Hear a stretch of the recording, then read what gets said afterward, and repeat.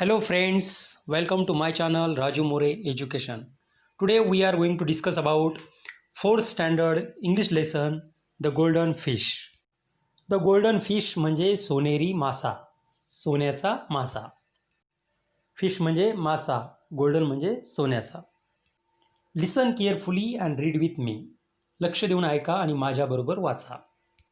लिसन म्हणजे ऐकणे, केअरफुली म्हणजे लक्षपूर्वक, रीड म्हणजे वाचणे, विथ म्हणजे बरोबर, मी म्हणजे माझ्या. Malhar was a fisherman. Malhar हा एक कोळी होता, मच्छीमार होता. मच्छीमार म्हणजे मासे पकडणारा.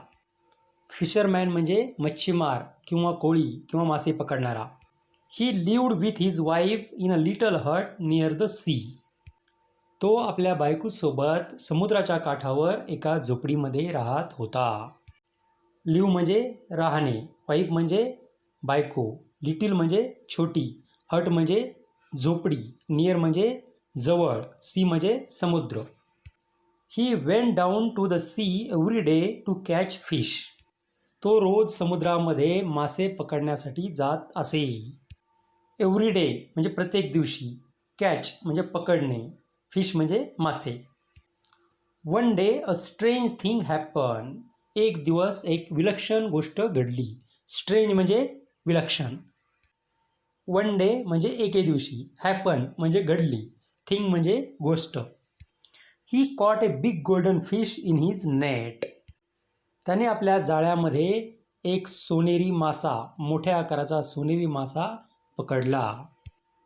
कॉट म्हणजे पकडला, गोल्डन फिश म्हणजे सोनेरी मासा, नेट म्हणजे जाळे.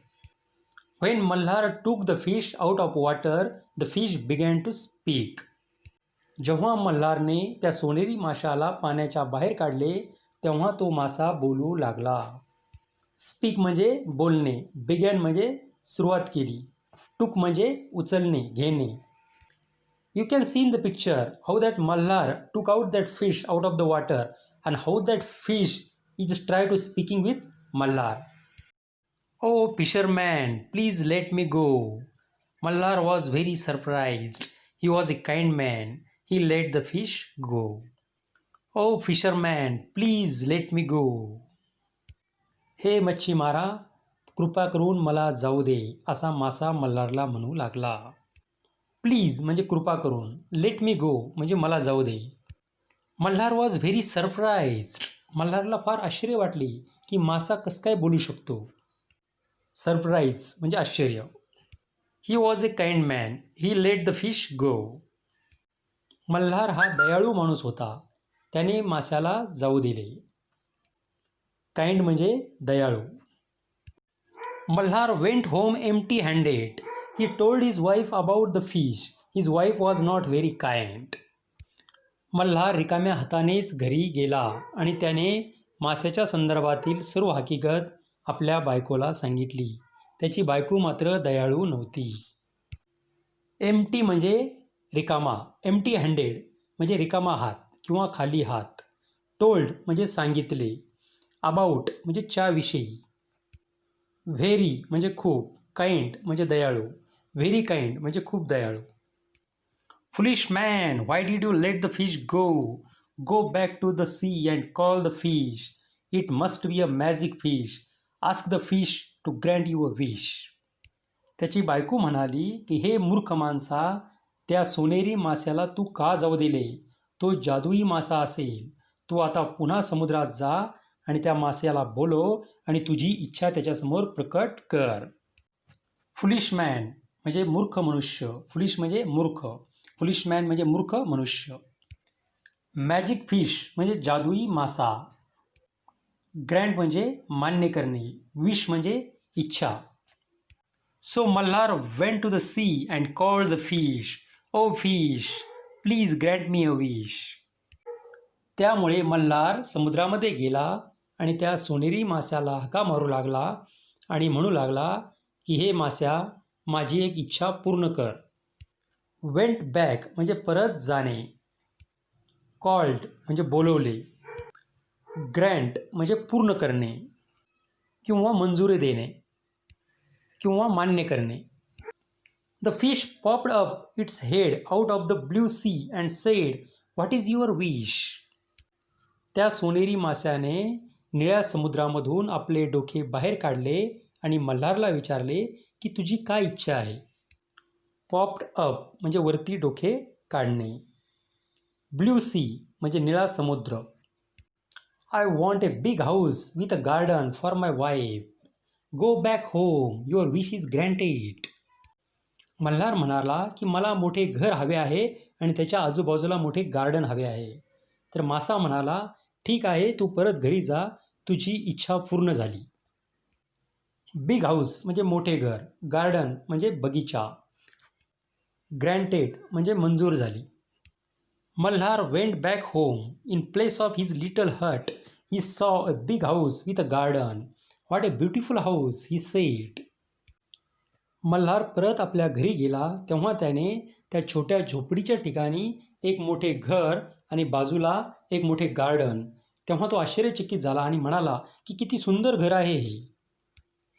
इन प्लेस ऑफ म्हणजे च्या जागेवर. लिटिल हट म्हणजे छोटी झोपडी. बिग हाऊस म्हणजे मोठे घर. ब्युटिफुल म्हणजे सुंदर.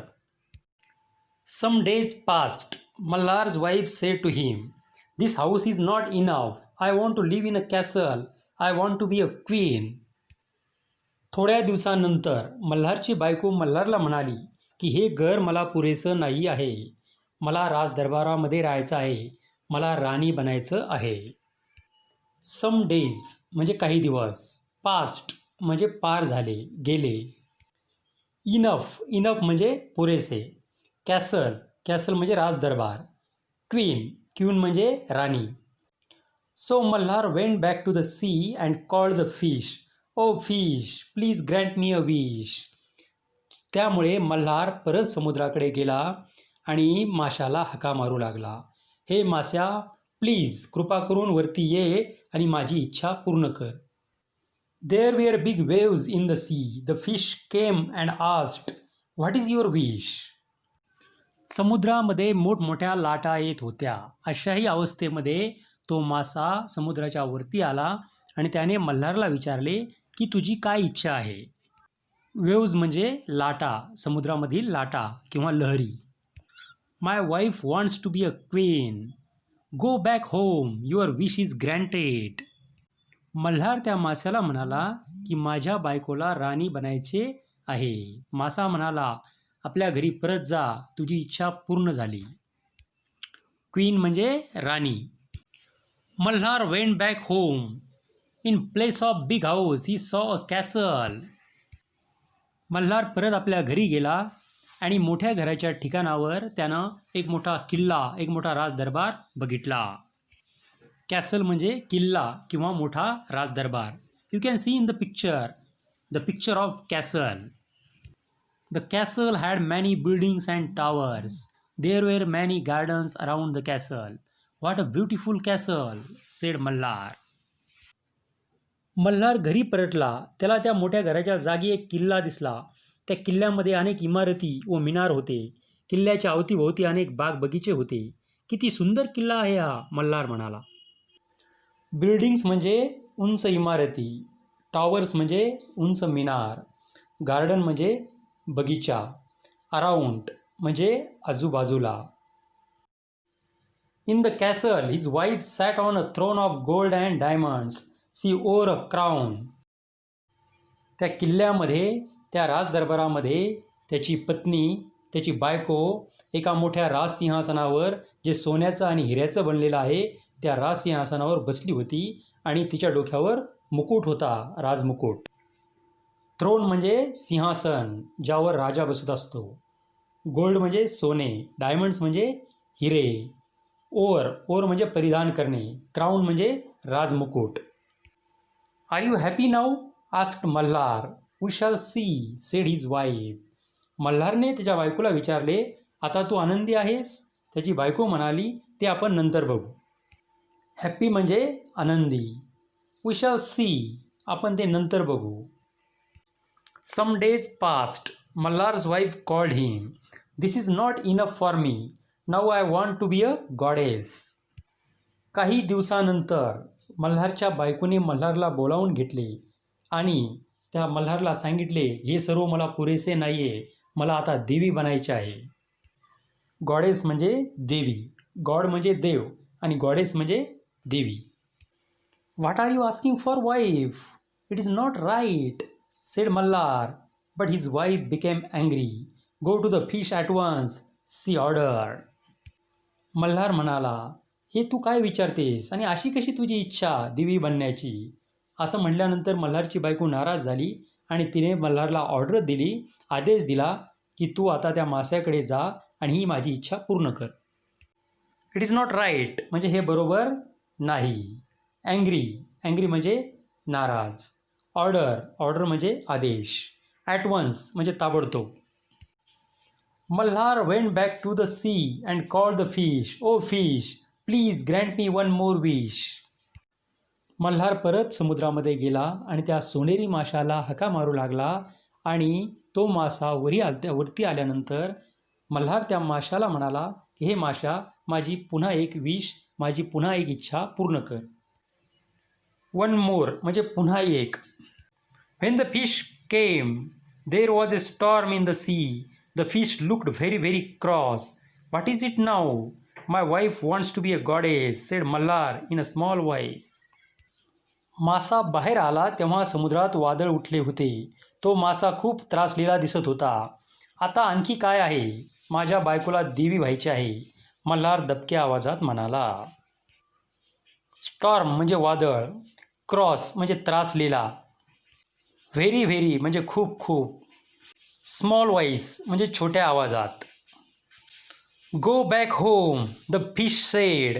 His voice was like thunder and don't come again. घरी परत जा, तो मासा म्हणाला. त्याचा आवाज गडगडाटासारखा होता आणि परत येऊ नकोस. कम म्हणजे येणे, अगेन म्हणजे पुन्हा. डोंट कम म्हणजे येऊ नको. Malhar went back home. In place of big castle he saw his little hut. His wife had to live in the little hut once again. Malhar परत घरी गेला. त्या किल्ल्याच्या जागी त्याला त्याची लहान झोपडी दिसली. त्याच्या पत्नीला पुन्हा एकदा त्या छोट्या झोपडीतच राहावे लागणार होते.